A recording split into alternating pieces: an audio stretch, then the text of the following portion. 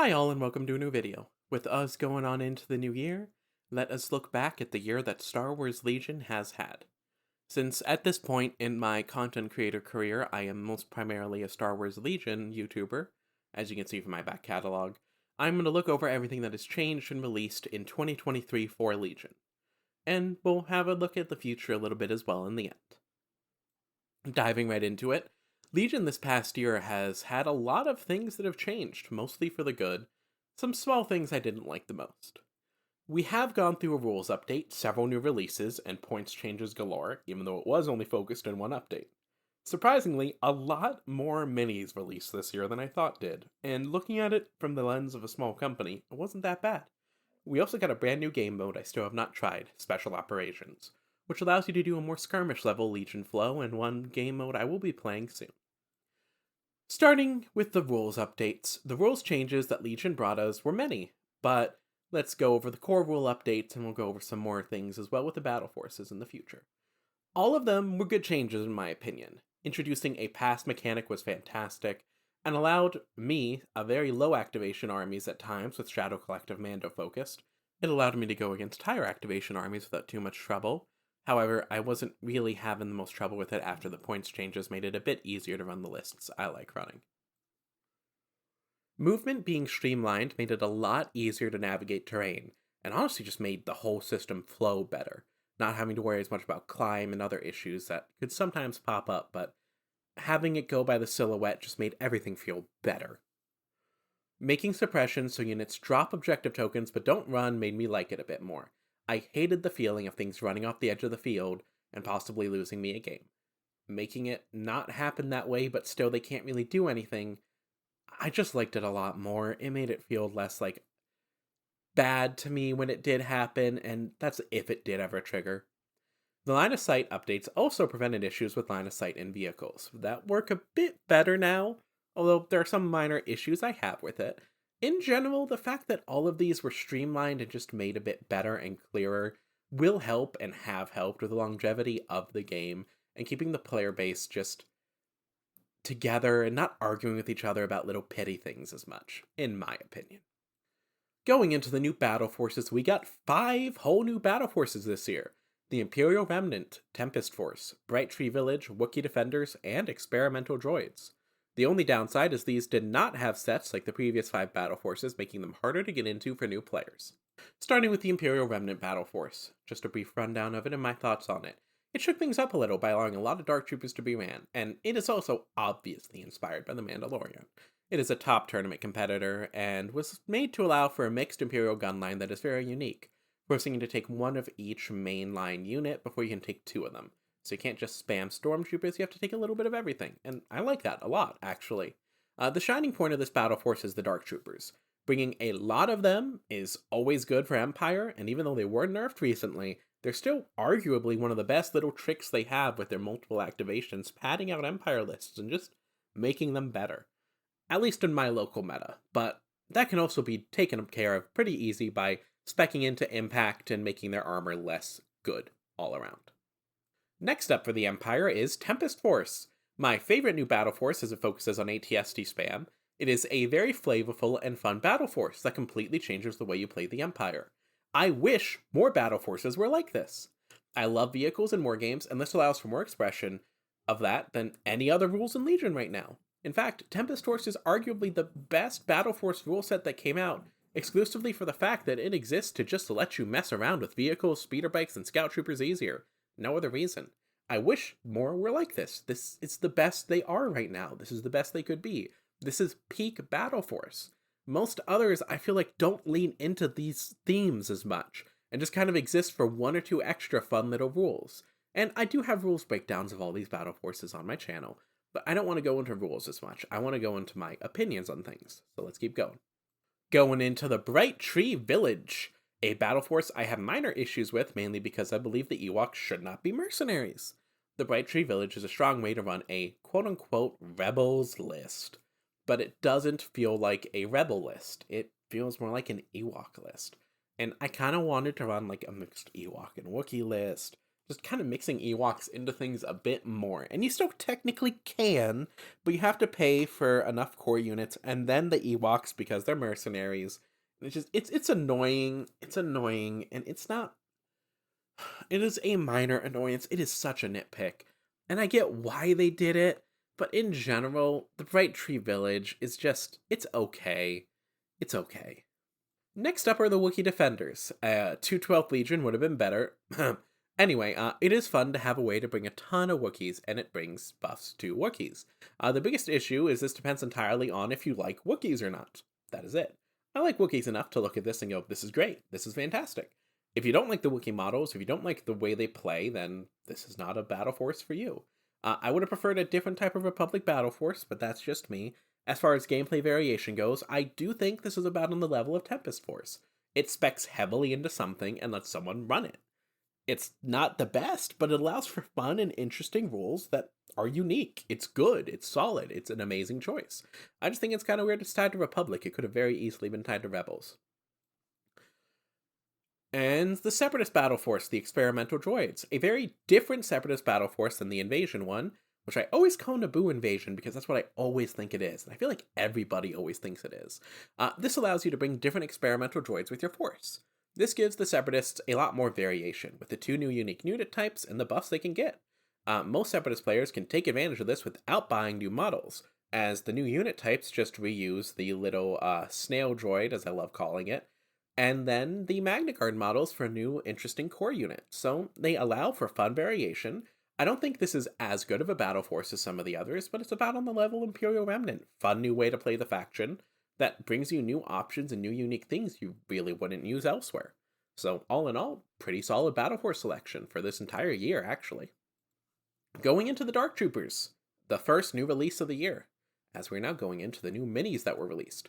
Arguably the best Empire unit that was released this year, the Dark Troopers are good. They're a solid choice for any list with their activation shenanigans.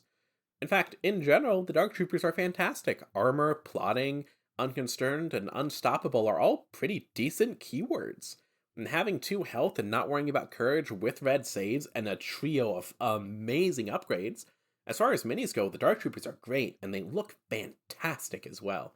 Absolutely perfect. Moff Gideon. Moff Gideon continues the theme of new live-action characters. Moff Gideon is fine. There are better Empire commanders than him. If you take the Imperial Remnant, you might want to take him.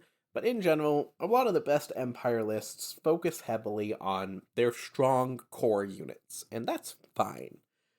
As far as character goes, he is very mid-tier for Empire. Surges in both is fantastic, red saves, he can be upgraded with the Dark Saber, he has the Entourage Imperial Dark Troopers for extra Dark Trooper shenanigans. He's good, he's solid. I would highly encourage anyone to buy him who's interested in bringing Dark Troopers because his command cards help them a decent amount. I do have issues with the amount of live-action characters that are getting kind of preference of new minis. Like, there are other minis I would have liked to have come out this year other than Moff Gideon, like a Republic Ahsoka. Or if we're even looking at the Empire, I would have preferred the Inquisitors this year. Instead of, well, last year instead of this year. There we go. Anyways, on to the next one. Asajj Ventress is a amazing, very solid, great character that dominated the lists of last year because she can pump out damage. That Jarkai mastery you see right there, that alone causes issues. With enough token generation with the right synergies, you can pump out a crap ton of just really good hits. Especially with 8 black dice, it's not that hard to get her 4 dodge tokens.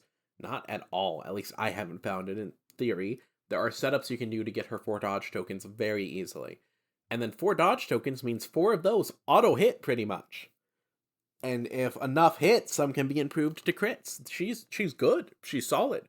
She's a good bring for any Separatist list and a much-needed strong character for them. Next up is Commander Cody. Commander Cody allows for mixed Force Republic lists to be available with ease. This helps a lot, as having access to more thematic lists is always better. It just always is.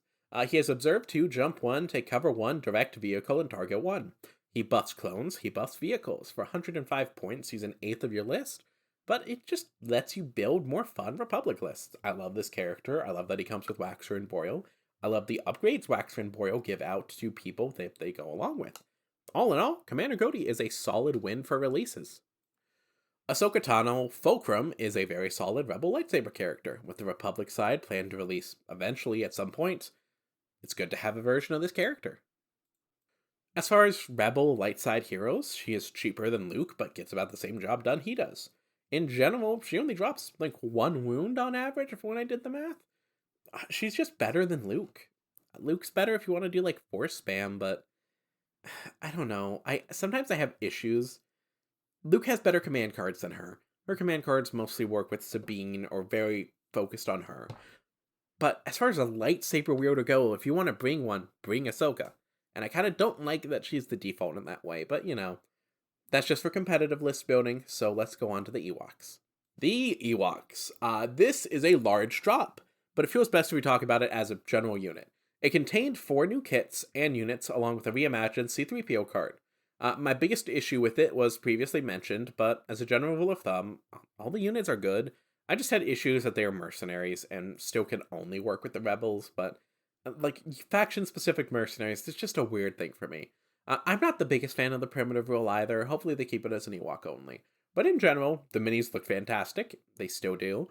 It was the big drop for Legion this year, and it gave the Rebels much-needed tools to help them out, because they're still kind of the weakest faction. I still like the Rebels. I still like the Ewoks. Let's move on to the points changes. There was a singular points change update this year, and it was much needed. The points were changed and reworked, and they did rebalance the game just enough to stop the overbearing list from being overbearing, mainly with Shadow Collective and Empire. Also, the Rebels had a lot of units go down in points this year. The Republic had the ARC Troopers all of a sudden come viable. The CIS had some pretty good points changes as well. The Commando droids became a lot more viable and a lot more fun to bring because they didn't cost as much. And the Shadow Collective did fantastic by having the Mandalorians drop in points as well. In general, the points changes were all needed, great, and I don't have complaints about any of them. If anything, the Rebel stuff did not drop as much as it kind of needed to, but also you don't want them turning into a horrid faction. The big problem with the Rebels, and that's something that this year hasn't fixed, is just their original unit cards are not as good as unit cards that are coming out today. However, they're remaking some of the Rebel minis. Maybe they'll get updated unit cards. I believe that would be the best way to do it. Get them some updated unit cards. Maybe reissue them, make it an easy thing, or just like a minor change. But just make them a little better, and they do fantastic. And now for an overall review. For something that can be considered a smaller wargame, despite the IP being giant, it's Star Wars, I think a lot came out for Legion this year relatively. And with the roadmap for the years ahead released, a video of it linked above, I'm excited for the future of this game. However, looking back at it, there are also some minor issues with the future of this game. We got 1 core rules update this year. Yeah, we got 5 new battle forces, and each of those could be considered new rules updates. But I mean, 1 is not the best. Also, we got about 10 new units released. Well, if you had the new unit cards we got about 10 new units released. That's not a lot. It's not bad. I mean, we already have the Geonosians coming out and Empire stuff coming out this year. So in general, not the worst set, but it could be better. Also, the points changes, there are some more little bit of monkeying that needs to be fixed here and there. That's just my opinion. Overall, Legion is in a better place than it was before, and I think it's got a bright future ahead of it. I hope everyone enjoyed this video. If you did enjoy it, leave a like, comment, subscribe, all that fun stuff. I'm sorry for being away for so long. The holidays got busy, and it just got busy. The only real thing that happened. It got really hard to do more than really 1 video a month for a bit there, but my New Year's resolution is to try to get back to weekly uploads. It's not all going to be about Legion. I'm gonna, hopefully next week, release a video on Cyberpunk Combat Zone. And I've had a half dozen other AOS videos I want to make. And I have another Conquest video I want to make. And I have another Battletech video I want to make. And I still want to try my hand again at that how to play video for Legion. So, in general, all things considered, there's going to be variety this year. I'm going to be experimenting some more. Not all content is going to look like this. The how to play is just going to be an actual how to play video. I just need to figure out how to do it right. I hope those of you who are interested in this type of stuff stick around. It's great seeing new faces in the comments. Have a wonderful year all, and to a bright new year. Have a great weekend.